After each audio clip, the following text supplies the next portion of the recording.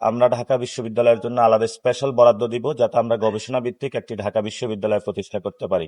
আমরা ঢাকা বিশ্ববিদ্যালয়ে দুর্নীতিমুক্ত রেজিস্ট্রার গ্রহণ করব এবং সন্ত্রাস, চাঁদাবাজ মুক্ত, টেন্ডার মুক্ত একটি ঢাকা বিশ্ববিদ্যালয় গড়ে তুলব। আমরা শিক্ষার্থীদের যে আবাসন সংকট রয়েছে সেগুলো আমরা সমাধান করব। ওনাদের যে খাদ্যের সমাধান রয়েছে সেগুলো ইনশাল্লাহ সমাধান করব। এবং শিক্ষার্থীদের যে আহ চাকরিতে যে বৈষম্য হচ্ছে সেই বৈষম্যের সমস্যার সমাধান করব আমরা। সাথে সাথে অনেকে টিউশনি করে চলে, সে সময় আমরা ফ্রিল্যান্সিং ইনস্টিটিউটের ব্যবস্থা করব, সেখানে যাতে তারা সুযোগ সুবিধা গ্রহণ করে পড়াশোনা চালিয়ে যেতে পারে। সাথে সাথে ঢাকা বিশ্ববিদ্যালয়ের সাথে বিভিন্ন ইন্ডাস্ট্রি সংযোগ স্থাপন করব, যে সংযোগের মধ্য দিয়ে ডাবের স্টুডেন্টরা ফার্স্ট ইয়ার সেকেন্ড ইয়ার থেকেই তাদের এক্সপিরিয়েন্স অর্জন করবে চাকরির অভিজ্ঞতার আলোকে, যাতে পরবর্তীতে তাদের চাকরি জীবনে ভালো হয়। সেই জায়গাটা ইনশাল্লাহ আমরা ব্যবস্থা করবো। সবচেয়ে একটি বড় বিষয়, ঢাকা বিশ্ববিদ্যালয়ে যারা কর্মচারীরা রয়েছেন তারা অনেক বিপদে আছেন। না আছে থাকার জায়গা, না আছে খাবারের জায়গা, খাবার ভালো মানের খাবারের জায়গা, ওনাদের বেতন, বাংলাদেশে সবকিছু উন্নয়ন হয়, কর্মচারীদের বেতন বাড়ে না। তো সেই জন্য ঢাকা বিশ্ববিদ্যালয়ের ইনশাল্লাহ আমি একজন ছাত্র হিসাবে আমাদের কর্মকর্তা কর্মচারী যে ভাইরা রয়েছেন, ওনাদের যে বেতন বৈষম্য হচ্ছে, ওনারা অনেকদিন আন্দোলন করছেন, সেগুলো কোনো সমাধান হচ্ছে না। ইনশাল্লাহ আমি এগুলো নিয়ে কথা বলবো, সমস্যার সমাধানের চেষ্টা করব, আমি ওনাদের পাশে থাকবো ইনশাল্লাহ। নাসির ভাই, একটা প্রশ্ন, সেটা হচ্ছে ঢাকা ইউনিভার্সিটি যে কয়েকটা বাস আছে, মোট 16টা বাস আছে, যার মধ্যে 6টারই কোনো মেয়াদ নাই, তো সেক্ষেত্রে আসলে আপনি কি করবেন পরিবহনের ক্ষেত্রে? আমাদের তো পরিবহন সেক্টর মাফিয়া সেক্টর চালায় ঢাকাতে, শুধু ঢাকা বিশ্ববিদ্যালয়ের না। আপনি উত্তরা রওনা দেন, মিরপুরে রওনা দেন, ঢাকায় যে লক্কর জক্কর বাস, এগুলো তো গণ অভ্যুত্থানের পরে উঠার কথা, উঠে নাই তো। কারণ এই যে বিএনপির যে শিমুল ভাই আছে, মির্জা আব্বাস ভাই আছে, আরো অনেকে আছে, নাম ধরে বলতে পারি, তারা এই পরিবহন সেক্টরের নিয়ন্ত্রণ নিয়েছে। ওনারা খুব আমার শ্রদ্ধেয় বড় ভাই, ওনাদের সাথে আমার কথাবার্তা হয়।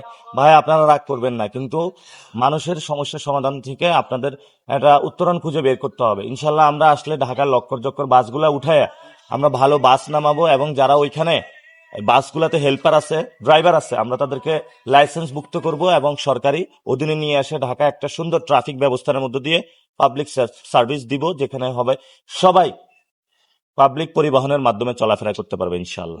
নাসির ভাই, ঢাকা বিশ্ববিদ্যালয়ের মধ্যে অযাচিত ভাবে যে 3 চাকার যে ব্যাটারি চালিত রিক্সা বেশি ঢোকে, এগুলো কিন্তু অযাচিত ভাবে, যেটা শিক্ষার্থীদের অনেক সময় ব্যাঘাত। যে আমরা এটা আসলে লাইসেন্স করে দিব, বিশ্ববিদ্যালয় প্রশাসন রেজিস্টার থাকবে, বিশ্ববিদ্যালয়ের প্রশাসনের সমন্বয়ে সহযোগিতা নিয়ে।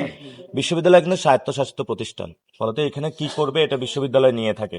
আমরা ওনাদের কাছে মেসেজ গুলো পৌঁছাবো, যে সমস্যাগুলো, এবং সহযোগিতা করব, সমন্বয় করব। সাথে সাথে মেয়েদের এই যে বিভিন্ন হলে যায়, যে সুফিয়া কামাল হল এবং ওইদিকে নিউ মার্কেটের ওইদিকে, ওদের নিরাপত্তা নিশ্চিত করব, যাতে হলো তারা সহজেই নিরাপদে চলাচল করতে পারে। নাসির ভাই, গতকালকে এনসিপির সদস্য সচিব আক্তার, উনি হলো তার নিরাপত্তা এবং নির্বাচনী পরিচালনার কাজে অনেকটা হস্তক্ষেপ কামানোর কাছে বিরোধী দিল। গতকালকে আমাদের সদস্য সচিব আক্তার হোসেনকে হত্যার হুমকি দেওয়া হয়েছে, উনি জিডি করেছেন, এবং যারা গণ অভ্যুত্থানে ভূমিকা পালন করেছিল, ইলেকশনে অংশগ্রহণ করেছিল, তাদেরকে ভারত এবং বাংলাদেশে যারা ফেসিবাদী শক্তি ভয় পায়, তো তারা মারার উদ্দেশ্যে সর্ব জায়গায় প্রচেষ্টা করতেছে।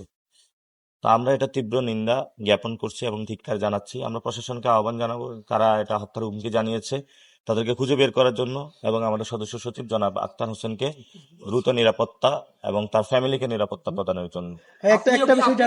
এমনটাই সংকোচ বোধ করছেন? হ্যাঁ, করছি তো, আমি করবো না কেন? বাসা কই, কোন সময় অ্যাটাক করে, ফ্যামিলি নিয়ে নিরাপত্তা সংখ্যার মধ্যে আছে। জীবন ঘটনাটা ঘটলো সারা ঢাকা সহ, এটা কি ফ্যাসিবাদের নতুন কোনো কিছু না?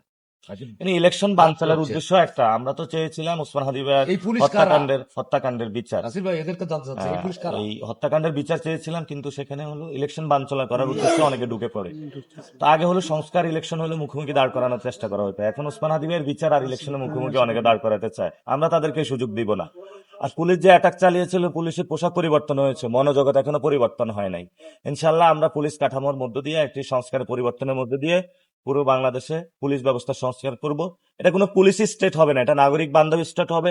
আন্দোলন করতেই তো পারে মানুষ, আমি যদি অধিকার না পাই আমি তো আন্দোলনে যাব, এটা তো আমাকে সংবিধান অধিকার দিয়েছে, তাই বলে আপনি আমার বুকে গুলি চালাবেন? তীব্র নিন্দা আমরা পোষণ করছি। প্রসঙ্গে আরেকটা প্রশ্ন, সেটা হচ্ছে আমাদের কিন্তু সাংবাদিকদেরকে কিন্তু বেধড়কভাবে পেটানো হয়েছে। সাংবাদিকদেরকে বেধড়কভাবে পিটানো হয়েছে, এই কালবালার এক সাংবাদিক ভাইকে পিটানো হয়েছিল, এর আগে মোবাইল কেড়ে নেওয়া হয়েছিল। সাংবাদিকরা যদি সাংবাদিকতা করতে না পারে, তাহলে বলেন যে হাউসগুলো বন্ধ করে দেওয়া হোক। ওনারা যে অ্যাপ্রোচটা নিচ্ছে সেটাই তো নিতেছে, গতকালকে উঠিয়ে নিয়ে গেল। জি। তো বাংলাদেশে আমরা আসলে ইনশাল্লাহ সাংবাদিকরা সর্বোচ্চ মজুরিও বাড়বে, আপনাদের পকেটে টাকা নেই এটা আমরা জানি, বেতন খুবই কম, আমরা ইনশাল্লাহ এটা বাড়াবো, আপনাদের লাইসেন্স করব, নিরাপত্তা দিব, হেলথ ইন্স্যুরেন্স করে দিব, আপনি চিকিৎসা হলে যে বেতন পান এটা দিয়ে কোনো চিকিৎসা করাইতে পারবেন না, ফ্যামিলিতে পাঠাবেন নাকি বাসা ভাড়া দিবেন, কোনো দিকে টানাটানি হয়। অথচ আপনারা সমাজের সর্বোচ্চ ইনফরমেশন গুলা রাখেন, সমাজের ভালো খারাপ সবকিছুতে আপনারা এগিয়ে যান, তাহলে আপনাদের নিরাপত্তা নিশ্চিত কে করবে? সরকারকে এটা আমরা আহ্বান জানাবো, ইনশাল্লাহ আমরা এটা আসলে নিশ্চিত করবো। আপনারা জানেন আমি সবচেয়ে বেশি সাংবাদিক ফ্রেন্ডলি, আমি আপনাদের দুঃখ কষ্ট গুলা জানি, মাফ করবেন ইনশাল্লাহ, আমি সর্বোচ্চ চেষ্টা করবো 11 দলীয় শেষ দলটাকে চেষ্টা প্রশ্নটা হলো যে আপনাদের 11 দলীয় জোটের গোপালগঞ্জ 3 আসনের যিনি প্রার্থী, আমি নামটা এক্সাক্ট মনে করতে পারছি না। খেলাফত মজলিসের। হ্যাঁ, হুম। তিনি বলেছেন যে আমরা সবাই আওয়ামী লীগ, বিষয়টা কি কিভাবে দেখছেন? গোপালগঞ্জে সবাই আওয়ামী লীগ তো হয়তো উনি এটা বলেছেন, তবে আমি মনে করি না গোপালগঞ্জে সবাই আওয়ামী লীগ। ওইখানে হাসিনার ফ্যামিলির দ্বারা অনেকে, অর্থাৎ সব তো মুজিব ফ্যামিলি না, মুজিব ফ্যামিলি দ্বারা অনেকে অত্যাচারিত হয়েছে। তো যখন কেউ কোথাও বাড়ি, তখন তারেক রহমান বগুড়া বাড়ি, ফলে তো ওইখানে বিএনপি ভোট দেখ বা না দেখ, যে ঠিক আছে জিয়ার সাওয়াল আসছে তাকে একটু সম্মান করে, এটা যে কোনো, এটা আপনার বাড়িতে গেলে আপনিও জায়গাটা পাবেন আরই। তা আমরা মনে করি না গোপালগঞ্জে সবাই আওয়ামী